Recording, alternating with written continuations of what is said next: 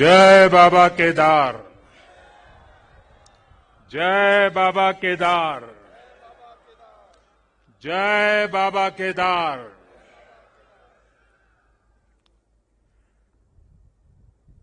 दैवीय आभा से सुसज्जित इस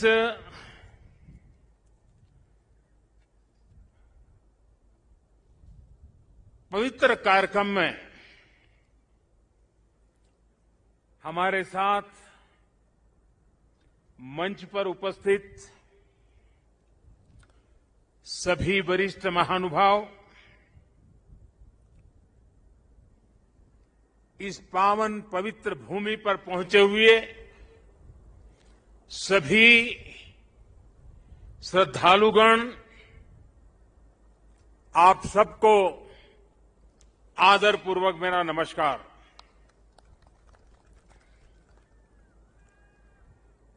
आज सभी मठों, सभी 12 ज्योतिर्लिंगों, अनेक शिवालय, अनेक शक्तिधाम, अनेक तीर्थ क्षेत्रों पर देश के गणमान्य महापुरुष, पूज्य संतगण, पूज्य शंकराचार्य परंपरा से जुड़े हुए सभी वरिष्ठ ऋषि मनीषी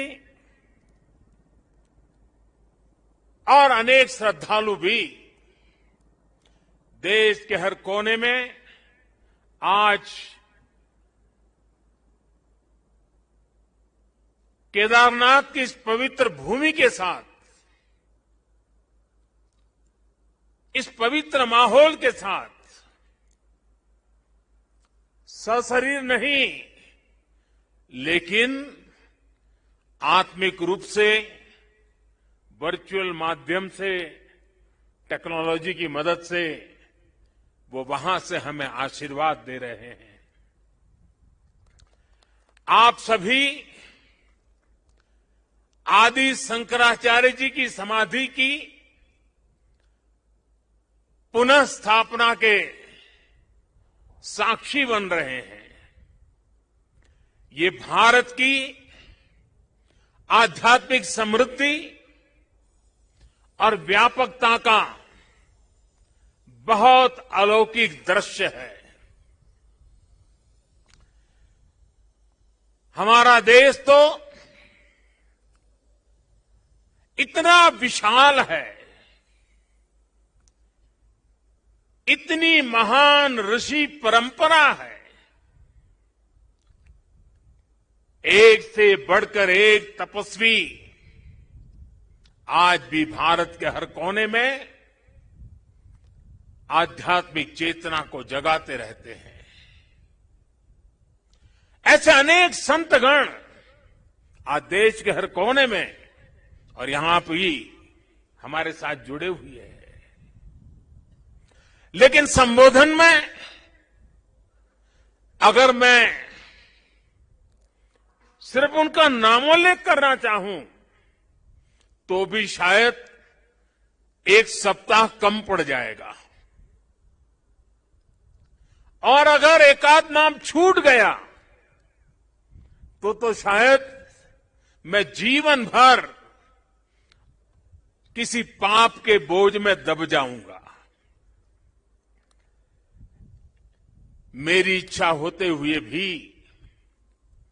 मैं इस समय सभी का नामोल्लेख नहीं कर पा रहा हूं, लेकिन मैं उन सबको आदरपूर्वक प्रणाम करता हूं।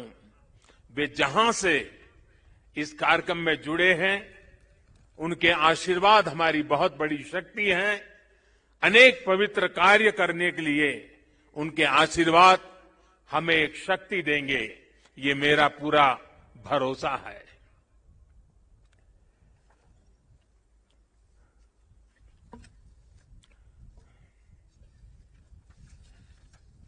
हमारे यहां कहा जाता है, आवाहनम न जानामि, न जानामि विसर्जनम, पूजाम चैव न जानामि क्षमस्व परमेश्वरम। इसलिए मैं हृदय से ऐसे सभी व्यक्तियों से माफी मांगते हुए इस पुण्य अवसर पर देश के कोने कोने से जुड़े शंकराचार्य, ऋषिगण, महान संत परंपरा के सभी अनुयायी,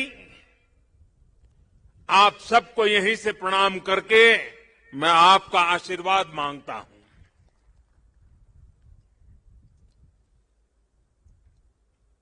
साथियों, हमारी उपनिषदों में आदि शंकराचार्य जी की रचनाओं में कई जगह नेति नेति, जब भी देखो नेति नेति, एक ऐसा भाव विश्व नेति नेति कहकर एक भाव विश्व का विस्तार दिया गया है। रामचरितमानस को भी अगर हम देखें तो उसमें भी इस बात को दोहराया गया है, अलग तरीके से कहा गया है। रामचरितमानस में कहा गया है कि अभिगत अकथ अपार, अभिगत अकथ अपार, नेति नेति नित निगम कह, नेति नेति नित निगम कह। अर्थात कुछ अनुभव इतने अलौकिक, इतने अनंत होते हैं कि उन्हें शब्दों से व्यक्त नहीं किया जा सकता। बाबा केदारनाथ की शरण में आकर जब भी आता हूं, यहां के कण कण से जुड़ जाता हूं। यहां की हवाएं, ये हिमालय की चोटियां, ये बाबा केदार का सानिध्य न जाने कैसी अनुभूति की तरफ खींच के ले चला जाता है, जिसके लिए मेरे पास शब्द है ही नहीं। दीपावली के पवित्र पर्व पर कल मैं सीमा पर अपने सैनिकों के साथ था और आज तो ये सैनिकों की भूमि पर हूं। मैंने त्योहारों की खुशियां मेरे देश के जवान वीर सैनिकों के साथ बांटी। देशवासियों का प्रेम का संदेश, देशवासियों की उनके प्रति श्रद्धा, देशवासियों के उनके आशीर्वाद, 130 करोड़ आशीर्वाद लेकर के मैं कल सेना के जवानों के बीच गया था।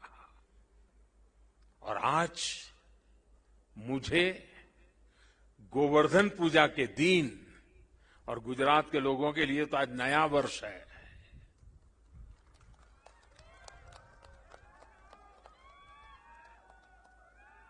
गोवर्धन पूजा के दिन केदारनाथ जी में दर्शन पूजन करने का मुझे सौभाग्य मिला है। बाबा केदार के दर्शन के साथ ही अभी मैंने आदि शंकराचार्य जी की समाधि स्थान, वहां कुछ पल मैंने बिताए। एक दिव्य अनुभूति का वो पल था।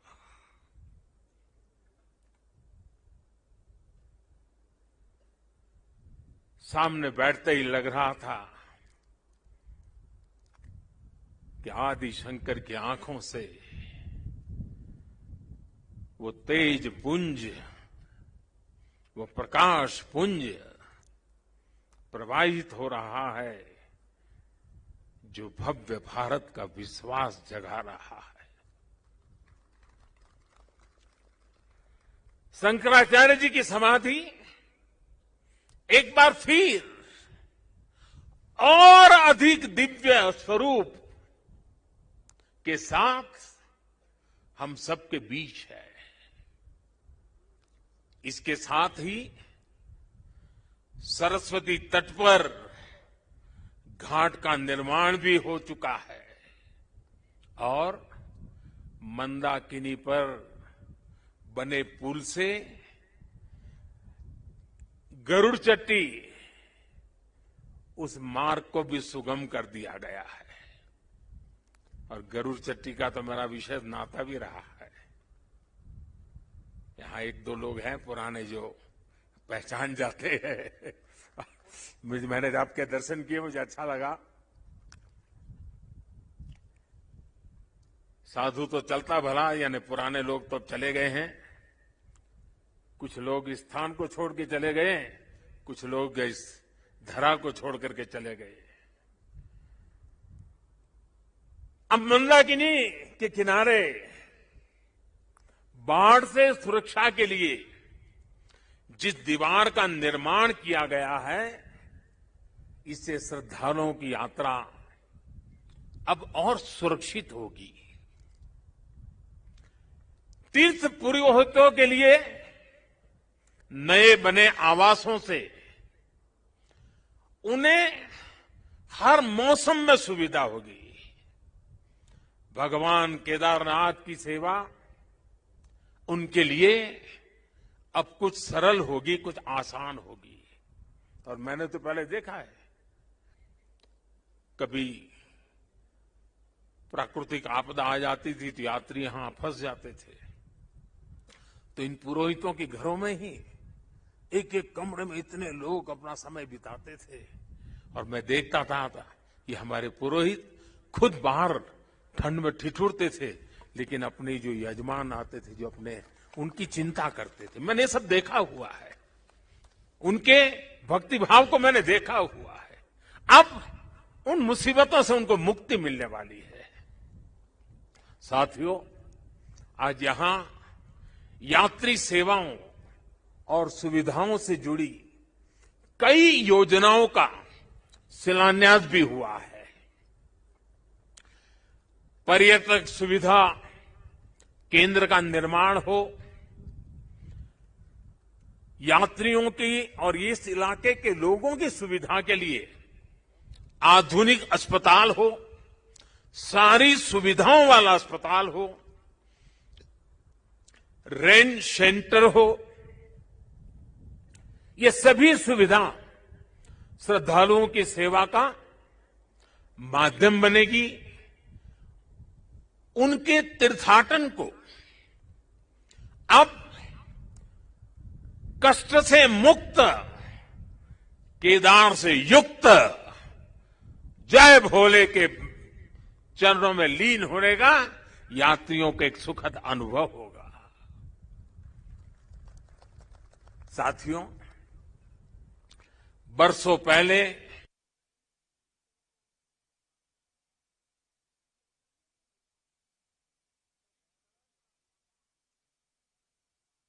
नुकसान यहां हुआ था, वो अकल्पनीय था।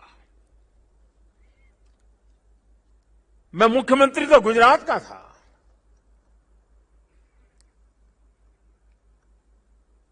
लेकिन मैं अपने आप को रोक नहीं पाया था।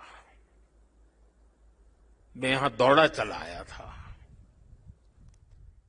मैंने अपनी आंखों से उस तबाही को देखा था, उस दर्द को देखा था। जो लोग यहां आते थे वो सोचते थे कि क्या अब ये हमारा केदार धाम या हमारा केदारपुरी फिर से उठ खड़ा होगा क्या? लेकिन मेरे भीतर की आवाज कह रही थी, ये पहले से अधिक आन बान शान के साथ खड़ा होगा।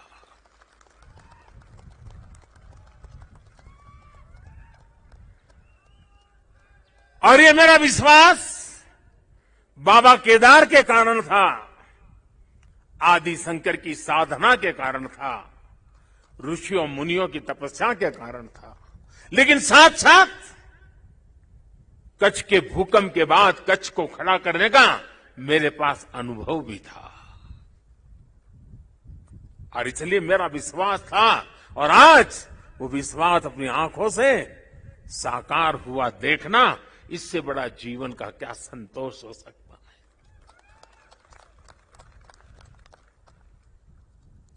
मैं इसे अपना सौभाग्य मानता हूं कि बाबा केदार ने, संतों के आशीर्वाद ने, इस पवित्र धरती ने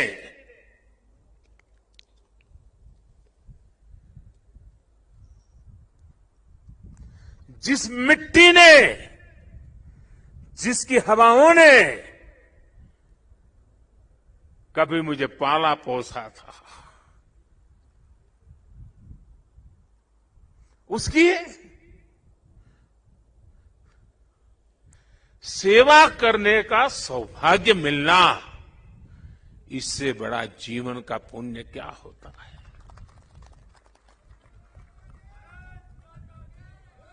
इस आदि भूमि पर शाश्वत के साथ आधुनिकता का ये मेल, विकास के ये काम भगवान शंकर की सहज कृपा का ही परिणाम है। ये ईश्वर नहीं क्रेडिट ले सकता, इंसान क्रेडिट नहीं ले सकता, ईश्वर कृपा ही इसकी हकदार है।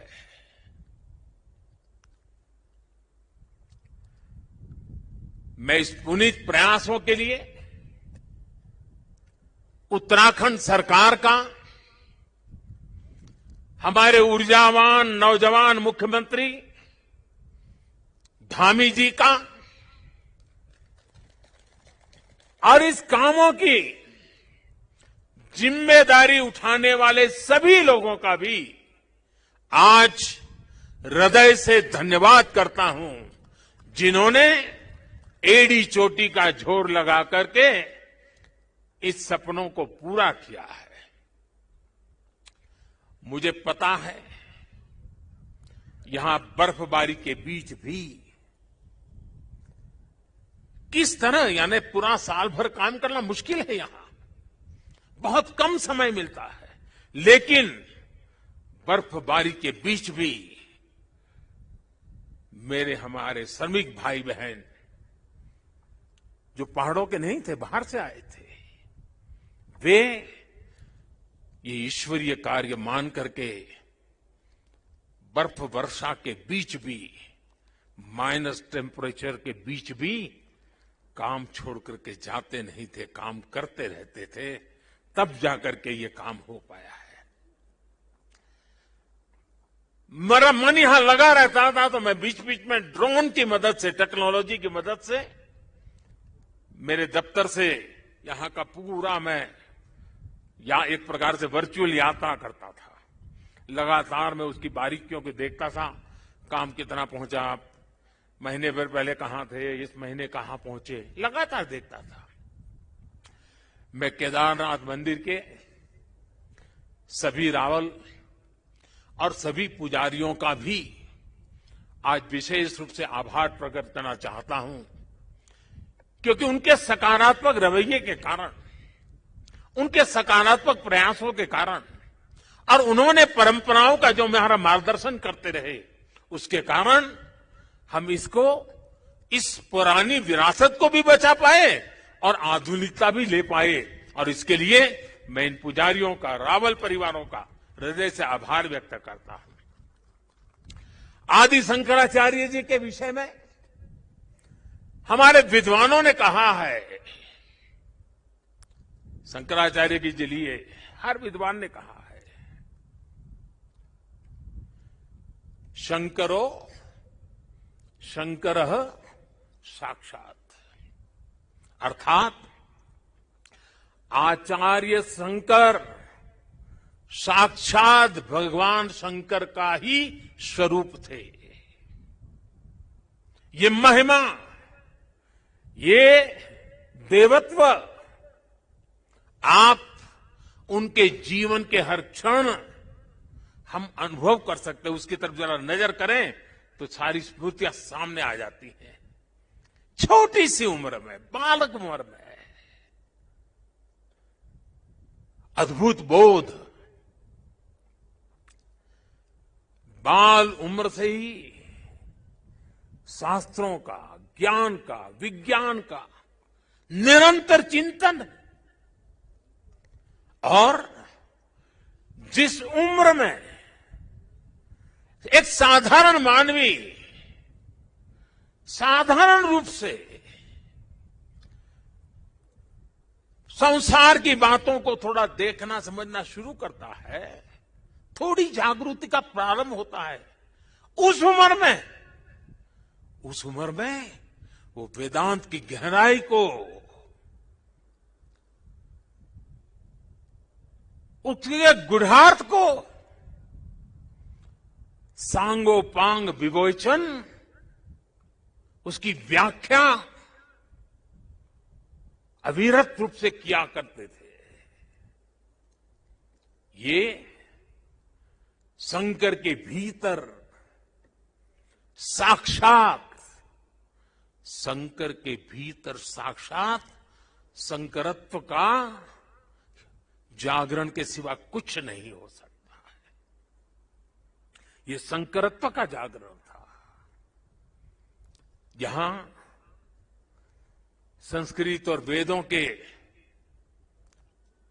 बड़े बड़े पंडित यहां भी बैठे हैं और वर्चुअली भी हमारे साथ जुड़े हैं। आप जानते हैं कि शंकर का संस्कृत में अर्थ बड़ा सरल है। शंकर का अर्थ संस्कृत में होता है शम करोति स शंकर, यानी जो कल्याण करे वही शंकर है। इस कल्याण को भी आचार्य शंकर ने प्रत्यक्ष प्रमाणित कर दिया था। उनका पूरा जीवन जितना असाधारण था, उतना ही वो जनसाधारण के कल्याण के लिए समर्पित थे। भारत और विश्व के कल्याण के लिए अहरनिश अपनी चेतना को समर्पित करते रहते थे।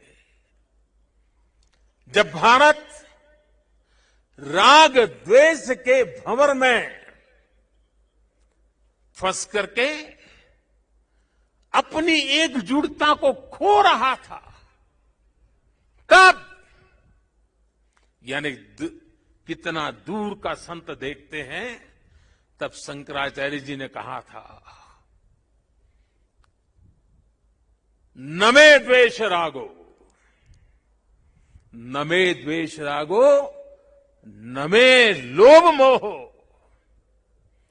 मदो नैव मैं नैव मात्सर्य भाव। अर्थात राग द्वेष, लोभ मोह, ईर्ष्या, अहम, ये सब हमारा स्वभाव नहीं है।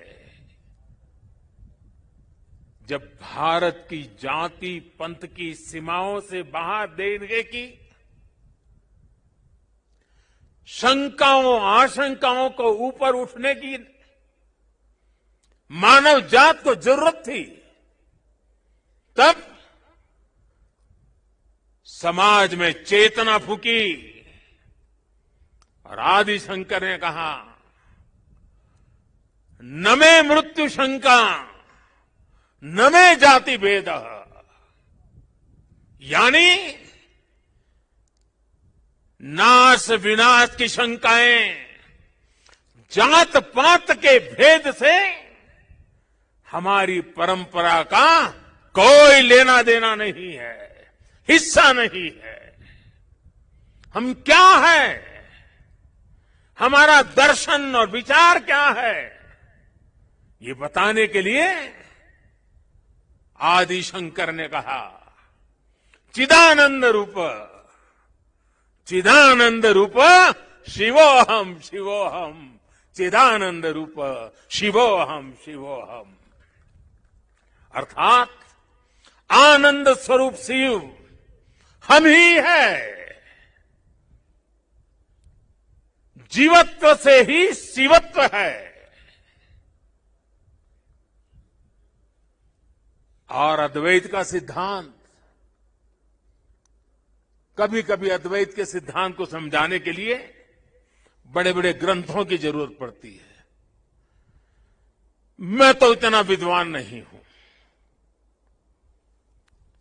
मैं तो सरल भाषा में अपनी बात समझता हूं और मैं इतना ही कहता हूं, जहां द्वैत नहीं है वही तो अद्वैत है। शंकराचार्य जी ने भारत की चेतना में फिर से प्राण फूके और हमें हमारी आर्थिक परमार्थिक उन्नति का मंत्र दिया। उन्होंने कहा, ज्ञान विहीन, देखिए ज्ञान की उपासना की महिमा हमारा कितना महत्व रखता है। ज्ञान विहीन सर्वमतेन मुक्तिम न भजति जन्मशतेन। यानी दुख, कष्ट और कठिनाइयों से हमारी मुक्ति का एक ही मार्ग है और वो है ज्ञान। भारत की ज्ञान की, विज्ञान और दर्शन की जो कालातीत परंपरा है, उसे आदि शंकराचार्य जी ने फिर से पुनर्जीवित किया, चेतना भर दी। साथियों, एक समय था जब अध्यात्म को, धर्म को केवल रूढ़ियों से जोड़कर कुछ ऐसी गलत मर्यादा और कल्पनाओं में जोड़कर देखा जाने लगा था। लेकिन भारतीय दर्शन तो मानव कल्याण की बात करता है। जीवन को पूर्णता के साथ, होलिस्टिक अप्रोच के साथ, होलिस्टिक वे में देखता है। आदि शंकराचार्य जी ने समाज को इस सत्य से परिचित कराने का काम किया। उन्होंने पवित्र मठों की स्थापना की, 4 धामों की स्थापना की, 12 ज्योतिर्लिंगों का पुनर्जागृति का काम किया। उन्होंने सब कुछ त्याग कर देश, समाज और मानवता के लिए जीने वालों की एक सशक्त परंपरा खड़ी की। आज उनके अधिष्ठान भारत और भारतीयता का एक प्रकार से संबल, पहचान बने हुए हैं। हमारे लिए धर्म क्या है, धर्म और ज्ञान का संबंध क्या है, और इसीलिए तो कहा गया है, अथा तो ब्रह्म जिज्ञासा, अथा तो ब्रह्म जिज्ञासा। इसका मंत्र देने वाली उपनिषदीय परंपरा क्या है? तो हमें पल प्रतिपल प्रश्न करना सिखाती है। और तभी तो बालक नचिकेता यम के दरबार में जाकर के यम की आंख में आंख मिला करके पूछ देता है, यम को पूछ देता है, व्हाट इज डेथ? मृत्यु क्या है बताओ? प्रश्न पूछना, ज्ञान अर्जित करना, अथा तो धर्म जिज्ञासा। हमारी इस विरासत को हमारे मठ हजारों सालों से जीवित रखे हुए हैं, उसे समृद्ध कर रहे हैं। संस्कृत हो, संस्कृत भाषा में वैदिक गणित जैसे विज्ञान हो, इस मठों ने, हमारे शंकराचार्य की इस परंपरा ने इन सब का संरक्षण कर पीढ़ी दर पीढ़ी मार्ग दिखाने का काम किया है। मैं समझता हूं आज के इस दौर में आदि शंकराचार्य जी का सिद्धांत और ज्यादा प्रासंगिक हो गए हैं। साथियों, हमारे यहां सदियों से 4 धाम यात्रा का महत्व रहा है। 12 ज्योतिर्लिंग के दर्शन की, शक्तिपीठों के दर्शन की, अष्टविनायक जी के दर्शन की, ये सारी यात्रा की परंपरा, ये तीर्थाटन हमारे यहां जीवन काल का हिस्सा माना गया है। ये तीर्थाटन हमारे लिए सिर्फ सैर सपाटा पर्यटन भर नहीं है, ये भारत को जोड़ने वाली, भारत का साक्षात कराने वाली एक जीवंत परंपरा है। हमारे यहां हर किसी को, कोई भी व्यक्ति होगा, उसकी इच्छा होती है कि जीवन में कम से कम एक बार 4 धाम जरूर हो लें, 12 ज्योतिर्लिंग का दर्शन जरूर कर ले, मां गंगा में एक बार डुबकी जरूर लगा दे। पहले हम घर में बच्चों को शुरू से ही सिखाते थे, परंपरा थी। बच्चों को घर में सिखाया जाता था, सौराष्ट्रे सोमनाथ च श्रीशैले मल्लिकार्जुनम, बचपन में सिखाया जाता था। 12 ज्योतिर्लिंग का ये मंत्र घर बैठे बैठे एक बृहत भारत का, विशाल भारत का हर दिन यात्रा करा देता था। बचपन से ही देश के इस अलग अलग हिस्सों से जुड़ाव एक सहज संस्कार बन जाता था। ये आस्था, ये विचार पूरब से पश्चिम तक, उत्तर से दक्षिण तक भारत की एक जीवित इकाई में बदल देता है। राष्ट्रीय एकता की ताकत को बढ़ाने वाला एक भारत श्रेष्ठ भारत का भव्य दर्शन सहज जीवन व्यवस्था का हिस्सा था। बाबा केदारनाथ के दर्शन करके हर श्रद्धालु एक नई ऊर्जा लेकर जाता है।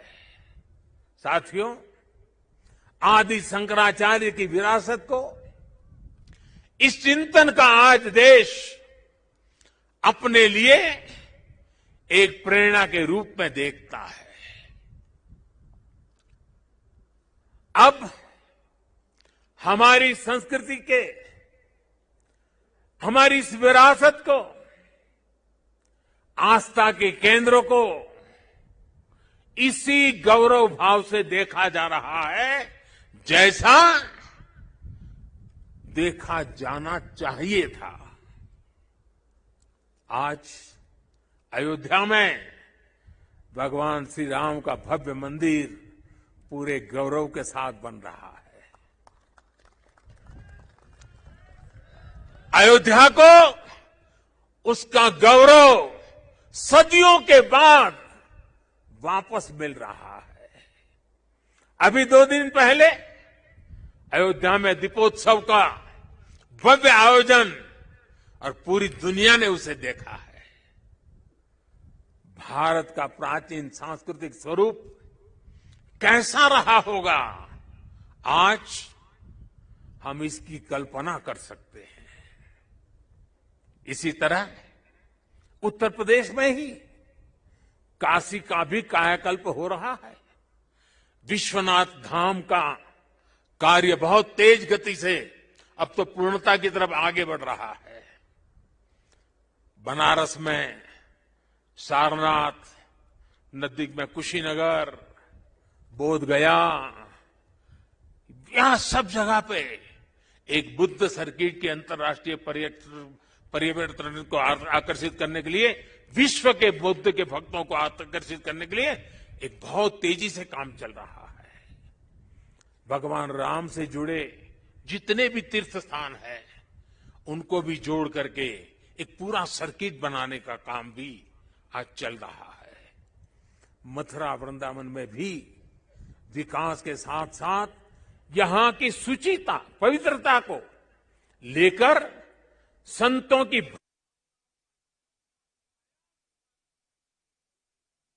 आधुनिकता की तरफ मोड़ दिया जा रहा है।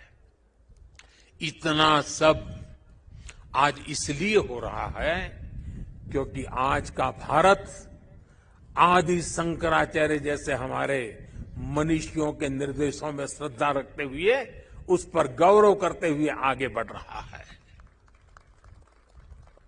साथियों, इस समय हमारा देश आजादी का अमृत महोत्सव भी मना रहा है।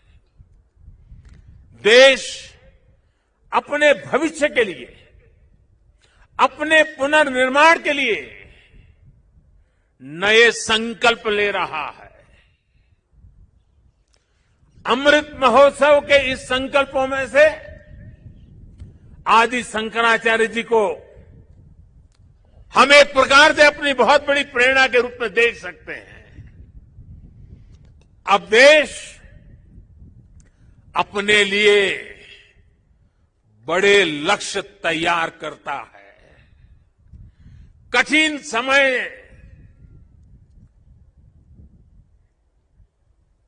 और सिर्फ समय नहीं, समय की सीमा भी हम निर्धारित करते हैं। तो कुछ लोग कहते हैं कि इतने कम समय में ये सब कैसे होगा। कभी कभी लोग ये भी कहते हैं, अरे यार होगा भी कि नहीं होगा। और तब मेरे भीतर से एक ही आवाज आती है, 130 करोड़ देशवासियों की आवाज मुझे सुनाई देती है और मेरे मुंह से यही निकलता है, एक ही बात निकलती है, समय के दायरे में बंधकर भयभीत होना अब भारत को मंजूर नहीं है। आप देखिए, आदि शंकराचार्य जी को छोटी सी आयु थी, घर बार परिवार छोड़ दिया, सन्यासी बन गए। कहां केरल का कालड़ी और कहां केदार, कहां से कहां चल पड़े, सन्यासी बने। बहुत ही कम आयु में इस पवित्र भूमि में उनका शरीर इस धरती से विलीन हो गया। अपने इतने कम समय में उन्होंने भारत के भूगोल को चैतन्य कर दिया, भारत के लिए नया भविष्य गढ़ दिया। उन्होंने जो ऊर्जा प्रज्वलित की वो आज भी भारत गतिमान बनाए हुए है। आने वाले हजारों साल तक ये गतिमान बनाए रखेगी। इसी तरह स्वामी विवेकानंद जी को देखिए, स्वाधीनता संग्राम में अनेक सेनानियों को देखिए। ऐसी कितनी ही महान आत्माएं, महान विभूतियां इस धरती पर आकर यहां प्रकट हुई, जिन्होंने समय की सीमाओं का उल्लंघन कर छोटे से कालखंड में कई कई युगों को गढ़ दिया। ये भारत इन महान विभूतियों की प्रेरणाओं पर चलता है। हम शाश्वत को एक प्रकार से स्वीकार करते हुए हम क्रियाशीलता पर विश्वास करने वाले लोग हैं। इसी आत्मविश्वास को लेकर देश आज इस अमृत काल में आगे बढ़ रहा है। और ऐसे समय में मैं देशवासियों से एक और आग्रह करना चाहता हूं। स्वाधीनता संग्राम से जुड़े ऐतिहासिक स्थानों को देखने के साथ साथ ऐसे पवित्र स्थानों को भी ज्यादा से ज्यादा जाएं, नई पीढ़ी को लेकर के जाएं, परिचित कराएं, मां भारती का साक्षात्कार करें, हजारों साल की महान परंपरा की चेतना को अनुभूति करें। आजादी के अमृत काल में स्वतंत्रता आजादी का ये भी एक महोत्सव हो सकता है। हर हिंदुस्तानी के दिल में, हिंदुस्तान के हर कोने कोने में, हर कंकर कंकर में शंकर का भाव जग सकता है। और इसलिए निकल पड़ने का ये समय है। जिन्होंने गुलामी के सैकड़ों वर्षों के कालखंड में हमारी आस्था को बांध करके रखा, हमारी आस्था को कभी खरोच तक नहीं आने दी। गुलामी के कालखंड में ये छोटी सेवा नहीं थी। क्या आजादी के कालखंड में उस महान सेवा को उसको पूजना, उस पर तर्पण करना, वहां तप करना, साधना करना, क्या हिंदुस्तानी का नागरिक का कर्तव्य नहीं है? और इसलिए मैं कहता हूं, एक नागरिक के तौर पर हमें इन पवित्र स्थानों को भी दर्शन करने के लिए जाना चाहिए। उन स्थानों की महिमा को जानना चाहिए। साथियों, देवभूमि के प्रति असीम श्रद्धा रखते हुए, यहां की असीम संभावनाओं पर विश्वास करते हुए आज उत्तराखंड की सरकार यहां विकास के महायज्ञ से जुड़ी है, पूरी ताकत से जुड़ी है। 4 धाम सड़क परियोजना पर तेजी से काम हो रहा है। चारों धाम हाईवे से जुड़ रहे हैं। भविष्य में यहां केदारनाथ जी तक श्रद्धालु केवल कार के जरिए आ सके, इससे जुड़ी प्रक्रिया भी शुरू हो गई है। यहां पास में हो पवित्र हेमकुंड साहब जी हैं। हेमकुंड साहब जी के दर्शन आसान हो इसके लिए वहां भी रोपवे बनाने की दिशा में तैयारियां चल रही हैं। इसके अलावा ऋषिकेश और कर्णप्रयाग को रेल से भी जोड़ने का प्रयास हो रहा है। अभी मुख्यमंत्री जी कहते थे पहाड़ के लोगों को तो रेल देखना भी दुष्कर होता है। अब रेल पहुंच रही है। दिल्ली देहरादून हाईवे ये बनने के बाद देहरादून से दिल्ली आने वालों के लिए समय और कम हो जाने वाला है। इस सब कामों को उत्तराखंड के पर्यटन को बहुत बड़ा लाभ मिलने वाला है।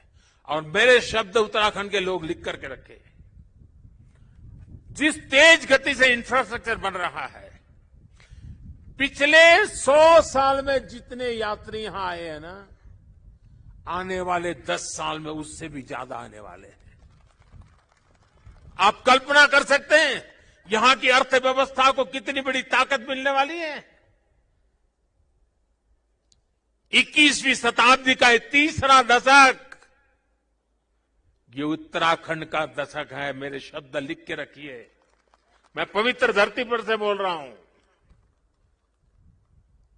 हाल के दिनों में हमने सभी ने देखा है कि किस किस तरह चार धाम यात्रा आने वाले श्रद्धालुओं की संख्या लगातार रिकॉर्ड तोड़ रही है। और ये कोविड न होता तो न जाने ये संख्या कहां से कहां पहुंच गई होती।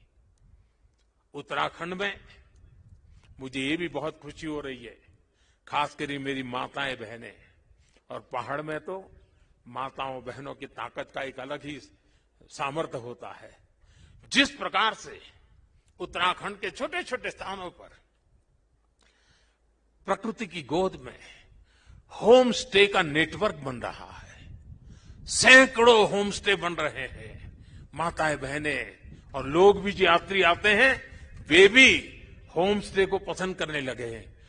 रोजगार भी मिलने वाला है, स्वाभिमान से जीने का अवसर भी मिलने वाला है।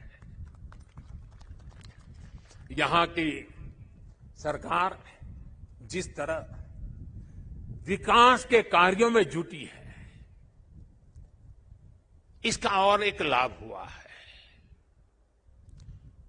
यहां वरना तो हम हमेशा सुनते थे पहाड़ का पानी और पहाड़ की जवानी कभी पहाड़ के काम आती नहीं।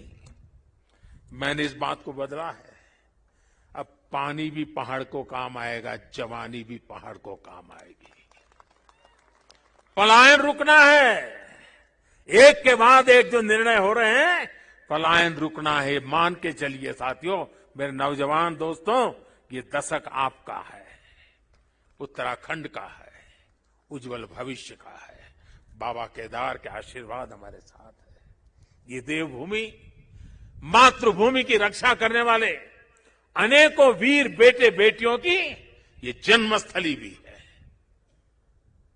यहां का कोई घर, कोई गांव ऐसा नहीं है जहां पराक्रम की कोई गाथा का परिचय न हो। आज देश जिस तरह अपनी सेनाओं का आधुनिकीकरण कर रहा है, उन्हें आत्मनिर्भर बना रहा है, उससे हमारे वीर सैनिकों की ताकत और बढ़ रही है। आज उनकी जरूरत को, उनकी अपेक्षाओं को, उनके परिवार की आवश्यकताओं को बहुत प्राथमिकता देकर के काम किया जा रहा है। ये हमारे ही सरकार है जिसने वन रैंक वन पेंशन की 4 दशक पुरानी मांग को पिछली शताब्दी की मांग इस शताब्दी में मैंने पूरी की।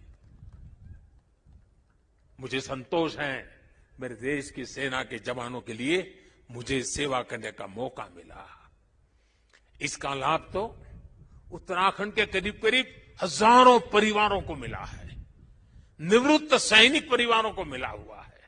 साथियों, उत्तराखंड ने कोरोना के खिलाफ लड़ाई में जिस तरह का अनुशासन दिखाया, वो भी बहुत अभिनंदनीय है, सराहनीय है। भौगोलिक कठिनाइयों को पार कर आज उत्तराखंड के लोगों को 100% सिंगल डोज का लक्ष्य हासिल कर लिया है। ये उत्तराखंड को ताकत का दर्शन कराता है, उत्तराखंड के सामर्थ्य को दिखाता है। और जो लोग पहाड़ों से परिचित हैं ना, उनको पता है कि काम आसान नहीं होता है। घंटों घंटों तक पहाड़ की चोटियों पर जाकर के 2 या 5 परिवार को वैक्सीनेशन दे करके रात रात चल करके घर पहुंचना होता है। कष्ट कितना होता है मैं अंदाज लगा सकता हूं। उसके बाद भी उत्तराखंड ने काम किया है। क्यों? उत्तराखंड के एक एक नागरिक की जिंदगी बचानी है। और इसके लिए मुख्यमंत्री जी, आपको, आपकी टीम को मैं बधाई देता हूं। आज मुझे विश्वास है कि जितनी ऊंचाइयों पर उत्तराखंड बसा है, जितनी ऊंचाइयों पर उत्तराखंड बसा है, उससे भी ज्यादा ऊंचाइयों को मेरा उत्तराखंड हासिल करके रहेगा।